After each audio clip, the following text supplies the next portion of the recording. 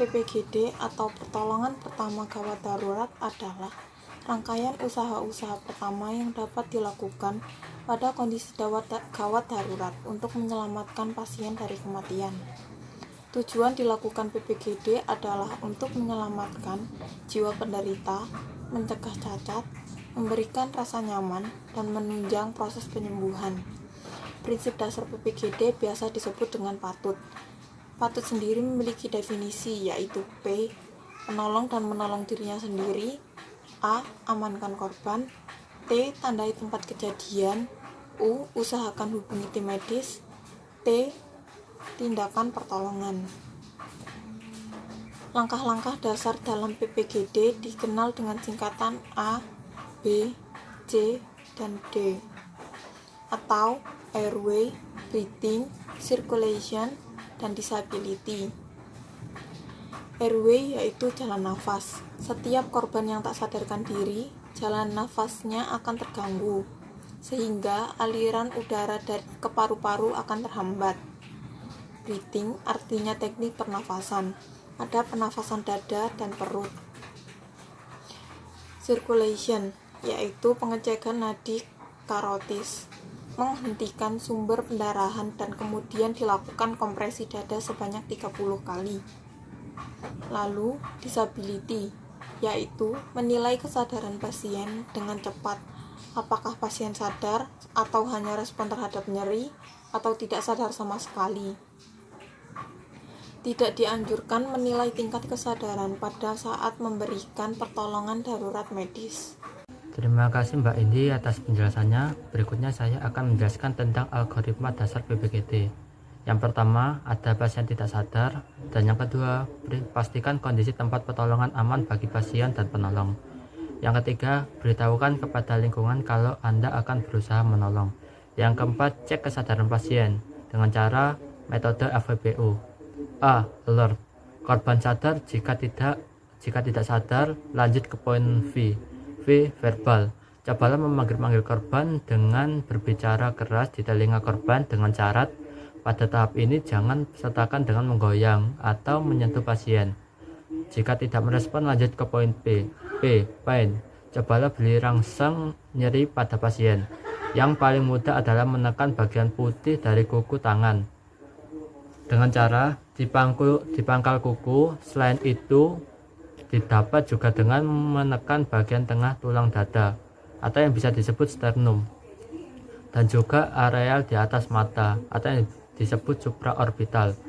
Dan selanjutnya U, unresponsive. Setelah diberi rangsang nyeri tapi pasien masih tidak bereaksi, maka pasien berada dalam keadaan unresponsive atau tidak sadar. 5. Call of help atau mencari pertolongan. Mintalah bantuan kepada masyarakat sekitar untuk menelpon ambulans dengan memberitahukan yang pertama, jumlah korban.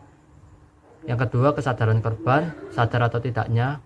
Yang ketiga, perkiraan usia dan jenis kelamin. Yang keempat, tempat terjadinya kegawatan. Dan yang kelima, bebaskan korban dari pakaian di daerah dada seperti buka kancing baju bagian atas korban.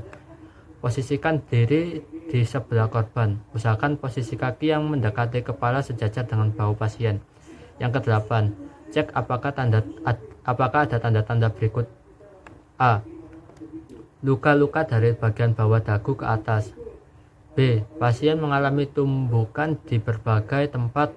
C. Mempunyai cedera di tulang belakang bagian leher. Yang kesembilan, tanda-tanda cedera pada bagian leher sangat berbahaya karena pada bagian ini terdapat saraf-saraf yang mengatur fungsi vital manusia seperti pernafasan dan denyut jantung. A. Jika tidak ada tanda-tanda tersebut, maka lakukan head tilt and chin lift. Dilakukan dengan cara menggunakan dua jari lalu mengangkat tulang dagu seperti ini ya. Bagian dagu yang keras ke atas. Ini disertai dengan melakukan head tilt, yaitu menahan kepala dan mempertahankan posisinya. Hal ini dilakukan untuk membenaskan jalan napas ke korban. B. Jika ada tanda-tanda tersebut, maka beralihlah ke bagian atas pasien. Jepit kepala pasien dengan paha. Usahakan agar kepalanya tidak bergerak-gerak lagi. Gerakan ini dilakukan untuk menghindari adanya cedera lebih lanjut pada tulang belakang pada bagian leher korban.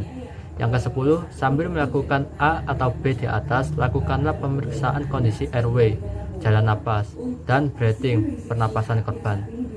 11. Korban metode pengecekan menggunakan metode look, listen, and feel. Look, lihat apakah ada gerakan dada, gerakan bernapasnya itu. Apakah gerakan tersebut simetris? Listen, dengarkan apa ada suara nafas normal dan apakah ada suara nafas tambahan yang abnormal. Bisa timbul karena adanya hambatan sebagian. Selanjutnya, materi selanjutnya akan dijelaskan oleh Mbak Fahana. 13. Jika korban mengalami henti nafas, berikan nafas buatan. Detail tentang nafas buatan di bawah. 14. Setelah diberikan nafas buatan, maka lakukan pengecekan nadi karotis yang terletak di leher. Ceklah dengan 2 jari, letakkan jari di tonjolan di tengah tenggorokan. Lalu gerakanlah jari ke samping sampai terhambat otot leher. Sternocleidomastoidus. Rasakan denyut nadi karotis 10 detik. 15. Jika tidak ada denyut nadi, maka lakukanlah pijat jantung diikuti dengan nafas buatan. Ulang sampai 6 kali siklus pijat jantung nafas buatan yang diakhiri dengan pijat jantung. 16.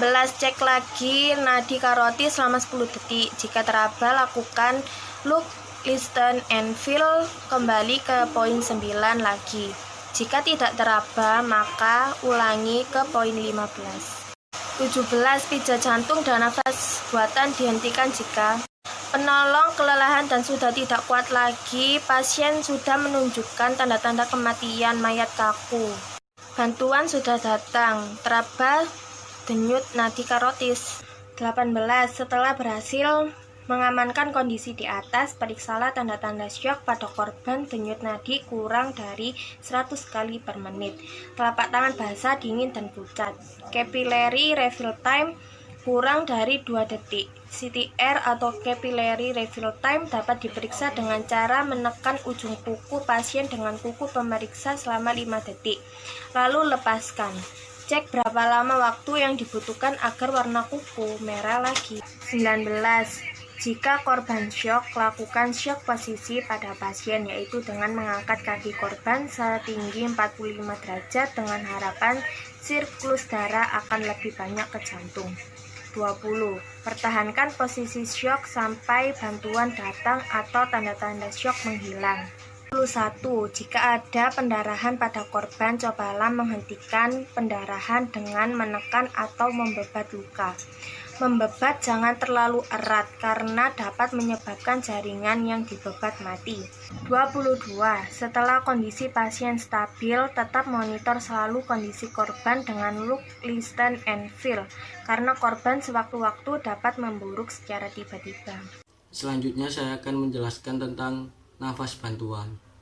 Nafas bantuan adalah nafas yang diberikan kepada pasien untuk menormalkan frekuensi nafas pasien yang di bawah normal. Misalnya frekuensi nafas 6 kali per menit, maka harus diberi nafas bantuan di sela setiap nafas spontan dia sehingga total nafas per menitnya menjadi normal 12 kali. Prosedurnya: 1. Posisikan diri di samping korban. 2. Jangan lakukan pernapasan mouth to mouth langsung, tapi gunakanlah kain sebagai pembatas antar mulut Anda dan korban untuk mencegah penularan penyakit. 3. Sambil tetap melakukan chin lift, gunakan tangan yang digunakan untuk headtil untuk menutup hidung pasien agar udara yang diberikan tidak keluar lewat hidung. 4. Mata memperhatikan dada korban, kemudian tutuplah seluruh mulut korban dengan mulut penolong. Nafas buatan. Cara melakukan nafas buatan sama dengan nafas bantuan. Bedanya nafas buatan diberikan pada korban yang mengalami henti nafas, diberikan 2 kali efektif, dada mengembang. Selanjutnya saya akan menjelaskan tentang RJP atau resusitasi jantung paru-paru. Resusitasi jantung paru-paru atau CPR adalah tindakan pertolongan pertama kepada seseorang yang mengalami henti nafas karena sebab-sebab tertentu. CPR bertujuan untuk membuka kembali jalan nafas yang terhenti atau menyempit. CPR berguna bagi orang yang tenggelam, terkena serangan jantung, sesak nafas akibat syok, kecelakaan, terjatuh, dan sebagainya. Teknik pemberian RJP pada umumnya terdiri dari 3 langkah, yaitu langkah pertama, tekan atau kompresi dada. Cara melakukannya dengan membaringkan tubuh seseorang di atas permukaan yang keras. Lalu Anda bisa berlutut di samping leher dan bahu orang tersebut. Letakkan salah satu tangan Anda di atas dada bagian tengahnya. Kemudian letakkan tangan kedua Anda di atas tangan pertama. Pastikan posisi siku Anda lurus dan bahu berada di tepat di atas tangan Anda. Setelah itu, Anda bisa mulai menekan dada sedalam 5-6 cm dan sebanyak 30 kali dengan kecepatan 1 hingga 2 tekanan per detik. Saat menekan, sebaiknya gunakan kekuatan tubuh bagian atas Anda. Jangan hanya mengandalkan kekuatan lengan agar tekanan yang dihasilkan lebih kuat. Kemudian, cek apakah sudah terlihat tanda-tanda dia bernapas atau bergerak. Jika belum, Anda bisa memberikan napas buatan. Jika merasa kurang kompeten, Anda bisa lanjutkan proses kompresi dada saja hingga tenaga medis datang dengan kecepatan 100-120 kompresi dada per menit. Sebagai orang awam, Anda bisa memberikan RJP dengan cara ini saja. Namun, jika Anda sudah terlatih atau pernah mengikuti pelatihan RJP, Anda bisa melanjutkan langkah berikutnya. Selanjutnya, saya akan menjelaskan langkah kedua, yaitu membuka saluran pernafasan. Setelah menekan dada telah dilakukan, langkah selanjutnya adalah membuka saluran pernafasan dengan cara mendongakkan kepalanya. Lalu, letakkan telapak tangan Anda di dahinya, kemudian angkat dagunya secara lembut untuk membuka saluran nafas. Anda bisa mengecek apakah dia bisa bernafas dengan normal atau belum, dengan cara melihat gerakan dadanya dan mendekatkan telinga dan pipi Anda ke hidung dan mulutnya. Jika dia belum bisa bernafas secara normal, Anda bisa melanjutkan langkah ketiga. Langkah ketiga adalah memberi nafas buatan dari mulut ke mulut. Dengan kepala mendongak dan dagu terangkat, Anda bisa memberikan pernafasan buatan dengan catatan Anda sudah terlatih. Cara memberikannya adalah dengan menjepit hidungnya, lalu tempatkan mulut Anda ke mulutnya. Berikan dia nafas atau udara dari mulut Anda selama sedetik, kemudian lihat apakah bagian dadanya sudah seperti orang bernafas atau belum. Jika belum, berikan nafas buatan kedua dengan cara yang sama. Setelah itu, ulangi proses tekan dada sebanyak 30 kali, diikuti oleh 2 kali memberikan nafas buatan. Proses ini dianggap sebagai satu siklus. Jika orang tersebut tidak juga bernafas dalam 5 siklus, Anda bisa melanjutkan RJP hingga ada gerakan tubuh dan datangnya tenaga medis. Teknik ini bisa diterapkan pada orang dewasa dan remaja yang tidak sadarkan diri. Pemberian RJP untuk bayi dan anak-anak berbeda dengan yang telah dijelaskan di atas.